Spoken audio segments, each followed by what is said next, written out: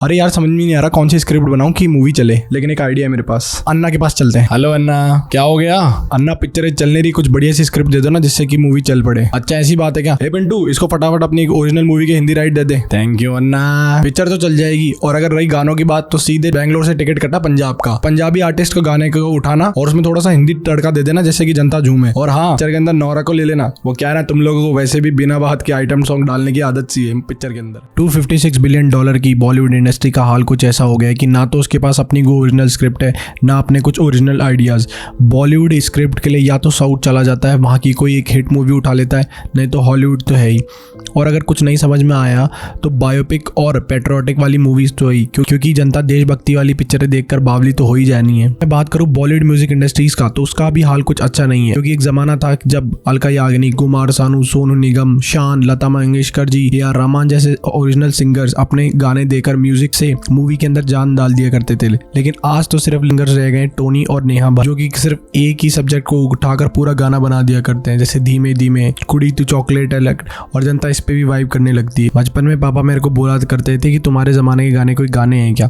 मैं उनका बहुत मजाक उड़ाया करता था। लेकिन आज कर्मा ने कुछ ऐसा काम किया गया है कि मैंने खुद ने रियलाइज कर लिया है कि हमारे जमाने के गाने कोई बिल्कुल भी बढ़िया नहीं है, और उनके जमाने के गाने जो है वो ओजी हैं। बॉलीवुड का हाल बिल्कुल मिडिल क्लास आदमी जैसा हो गया है, जो मेट्रो के अंदर सफर कर रहा है और सीट के लिए स्ट्रगल कर रहा है। टॉप ओजी एक्टर्स और डायरेक्टर्स अपनी मूवी चलाने के लिए बॉक्स ऑफिस पर स्ट्रगल कर रहे हैं। अक्षय कुमार जो कि साल में 4 हिट दिया करते थे, आज उनकी 5 पिक्चर एक साथ फ्लॉप हो चुकी है। SRK की पठान की रिलीज के बाद सबको लगा कि बॉलीवुड इज बैक, बट अगले ही महीने शहजादा और सेल्फी के फेल होने के बाद में सबको रियलाइज हो गया कि ये जश्न कुछ ही मिनटों का था। एक जमाना था जब 2016 के अंदर दंगल जैसी मूवी जो सिर्फ 70 करोड़ में बनी थी, उसने 2000 करोड़ प्लस का लाइफ टाइम कलेक्शन करा था बॉलीवुड के अंदर। और ऐसी बात नहीं है कि ये कलेक्शन आमिर खान के स्टारडम की वजह से हुआ था, क्योंकि अगर मैं बात करूं स्त्री, जो कि सिर्फ 20 करोड़ के अंदर बनी थी, जिसका अंदर थे राजकुमार राव और श्रद्धा कपूर स्टार्टर, उस मूवी ने 180 करोड़ का लाइफ टाइम कलेक्शन किया था। इन दोनों मूवीज के अंदर पता है कॉमन क्या है? बॉलीवुड नहीं, कंटेंट इज किंग। और ये बात बॉलीवुड को समझनी होगी, क्योंकि आज वो टाइम नहीं है जिस शाहरुख, सलमान, अक्षय, आमिर इनके नाम से मूवीज चला करती है। आज जनता देखने जाती है मूवी सिर्फ कंटेंट के दम पर, क्योंकि OTT और यूट्यूब के इंडिविजुअल क्रिएटर्स ने जो कंटेंट के बार्स को अपलिफ्ट कर दिया गया है, जिसकी वजह से वहाँ पे इंडिविजुअल राइटर्स और डायरेक्टर्स को अपॉर्चुनिटी मिली है। और अब क्योंकि ऑडियंस भी इवॉल्व हो चुकी है, एजुकेट हो गई है, और जनरेशन चेंज हो गई है, अब वही सेम स्क्रिप्ट के साथ वही पुराने घिसे पिटे तरीके से मूवी रिलीज करना और बनाने से जनता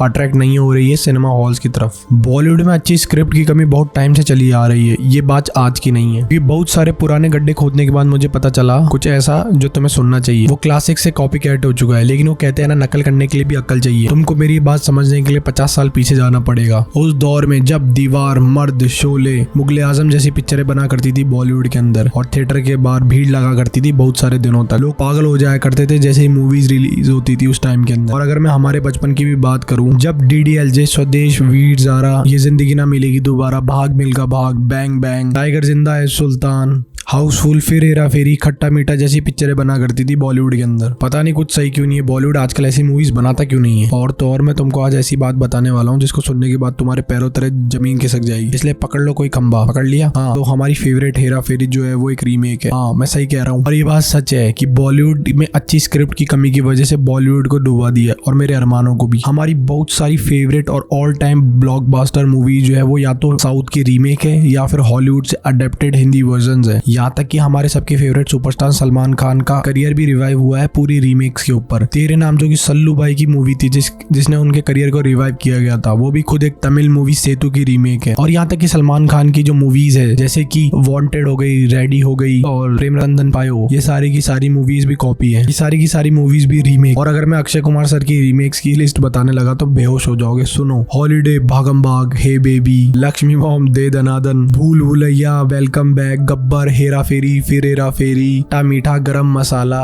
ब्रदर्स, बच्चर पांडे, राउडी राठौर, ये सारी की सारी मूवीज जो है वो रीमेक्स हैं। तक कि पिछले महीने फ्लॉप हुई सेल्फी मूवी भी एक रीमेक थी मलयालम मूवी, जिसका नाम है ड्राइविंग लाइसेंस का। और SRK के फैंस ज्यादा खुश मत हो, SRK की DDLJ, बाजीगर, अजय देवगन की सोलो हिट सिंगम, ये सारी की सारी मूवीज भी कॉपी थी या फिर हॉलीवुड से इंस्पायर्ड थी, उनके हिंदी अडेप्टेड वर्जन थे। ये सब जानने के बाद मेरा तो भरोसा ही उड़ गया है बॉलीवुड से। बट इसमें एक बात गौर करने वाली ये बात है है कि सारी की सारी मूवीज फ्लॉप नहीं थी, यानी ज्यादातर मूवीज हिट भी हुई है। लेकिन उसके पीछे का कारण क्या था? उसके पीछे का कारण ये था कि same directors, same vision, same तरीके से मूवीज को लेके चलना, नए एक्टर्स के साथ, नई कास्ट के साथ, अच्छे एग्जीक्यूशन की वजह से मूवी दोबारा बनाने के बाद भी हिट हुई थी बॉक्स ऑफिस के अंदर। प्राइम एग्जांपल है कबीर सिंह, हेरा फेरी, खट्टा मीठा, वेलकम। ये सारी मूवीज प्रियदर्शन की थी और उसने अपनी ही रीमेक्स बनाकर मलयालम मूवी से हिंदी के अंदर उनको हिट करवाया बॉक्स ऑफिस के ऊपर अक्षय कुमार के साथ। और आमतौर पर देखा गया कि डायरेक्टर अपनी मूवीज की रीमेक्स बना दिया करते हैं, जैसे कि प्रियदर्शन ने बनाई ही और कबीर सिंह बनाई गई है। बट प्रॉब्लम रीमेक बनाने के अंदर नहीं है, प्रॉब्लम तब आ जाती है जब साउथ के डायरेक्टर खुद ही अपनी मूवीज हिंदी के अंदर साथ की साथ ही रिलीज करने लगते हैं,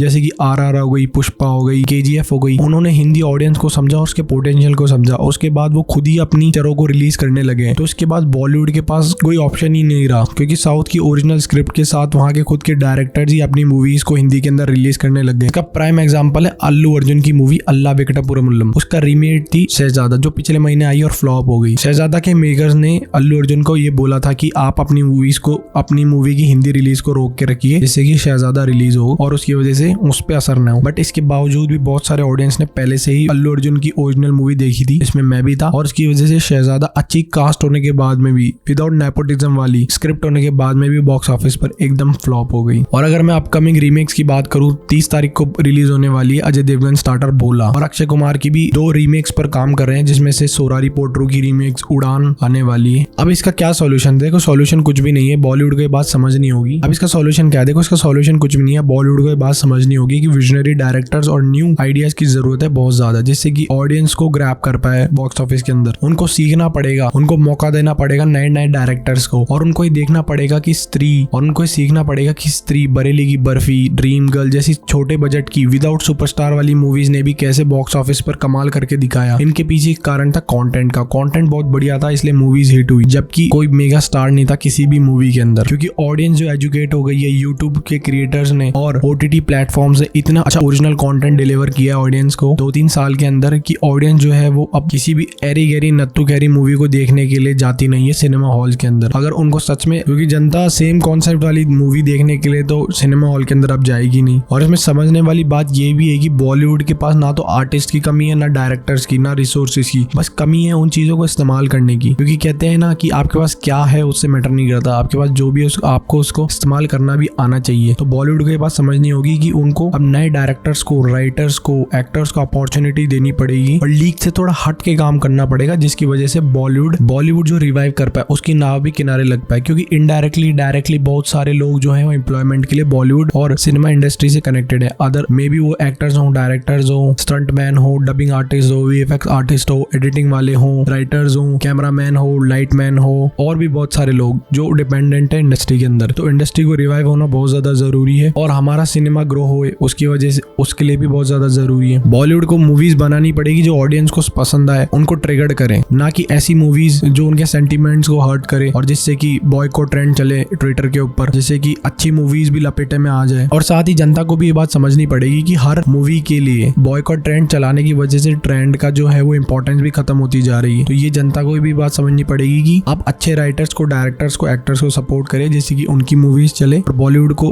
और बॉलीवुड इंडस्ट्री भी कुछ मसालेदार, तड़कता फड़कता, लीक से हटकर कुछ बढ़िया मूवी बनाए, जिसकी वजह से जनता वापस आ सके। क्योंकि एक बात तो सबको पता है, कंटेंट इज किंग।